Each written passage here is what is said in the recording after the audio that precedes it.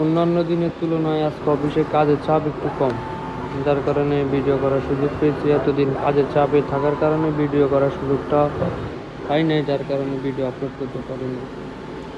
আজকে আমার মেশিনে চলতেছে ইনজেট, 4PD মিডিয়া ইনজেট। এগুলা তোমার জিগজ্যাগ লেমিনেশন হবে। কত সুন্দর আছে ছবিগুলো, দেখো ছবিগুলোর কোয়ালিটি পুরো হাই কোয়ালিটি পিক।